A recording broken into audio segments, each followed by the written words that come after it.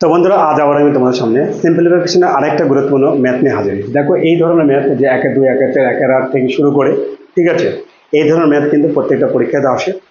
তো এই ম্যাথগুলো যদি আমরা ডিটেলসে ক্যালকুলেশন করে অ্যান্সার করতে যাই, তাহলে কিন্তু আমাদের সময় তো পাবোই না। তো আজকে আমি এই ধরনের ম্যাথ তোমাদের যেটা শিখিয়ে দেবো, এরপরে আর কোনোদিন এক্সামে তোমাদের ছেড়ে আসতে হবে না। অপশন দেখবে তো অ্যান্সার করবে। 1 সেকেন্ড, জাস্ট 1 সেকেন্ড তোমাদের সময় লাগবে, এবং তার জন্য আমার কাছে জাস্ট 1 থেকে 2 মিনিট তোমাদেরকে টাইমটা ইনভেস্ট করতে হবে। তাহলে তোমরা এই ধরনের অতি সহজে করে নিতে পারবে। অপশনটা দেখে নিই। অপশনটা তোমার যে অতি সহজ, আমি বলছি 1টা সেকেন্ড তোমাদের টাইম লাগবে।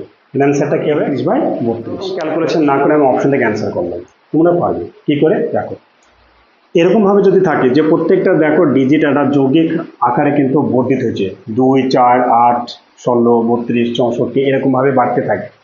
যদি এইরকমভাবে বাড়তে থাকে, তাহলে তোমরা কি করবে? লাস্ট যে সংখ্যা থাকবে একদম লাস্ট, সেই লাস্টটা তোমরা নিচে লিখবে। লাস্ট কত আছে? 32। ঠিক এই যে 32টা লিখলাম, তার সাথে 1 মাইনাস করে লিখে দিয়ে উত্তর হয়ে যাবে। উত্তর হয়ে গেল 30। কেল্লা ফতে 1 সেকেন্ড, চুটকিতে অ্যান্সার। ঠিক আছে, দেখো তাহলে 31/32।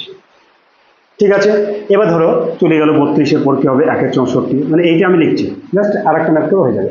1/64, মানে এর সাথে তোমার 1/64 আবার যোগ আছে, 32/64 হবে। তাহলে আমার অ্যান্সারটা কি হবে? 64টা আমি নিচে লিখবো। 64 থেকে 1 বিয়োগ করলে কত হবে? 63। অ্যান্সার হয়ে যাবে কমপ্লিট। 1 সেকেন্ডের ভিতরে অ্যান্সার। তোমরা দেখো, ক্যালকুলেশন করে দেখো, এইটা অ্যান্সার আসছে। আশা রাখছি বুঝতে পেরেছো। তো এই ধরনের ম্যাথের আরও যদি তোমরা ক্লাস পেতে চাও, উইথ শর্ট টিক্সের মাধ্যমে অল্প সময়ের ভিতরে অ্যান্সার করে দেবো, তো অবশ্যই আমাদের চ্যানেলটিকে সাবস্ক্রাইব করে নোটিফিকেশন পাওয়ার জন্য বেল আইকনটা অবশ্যই অন করে দেবে। ধরো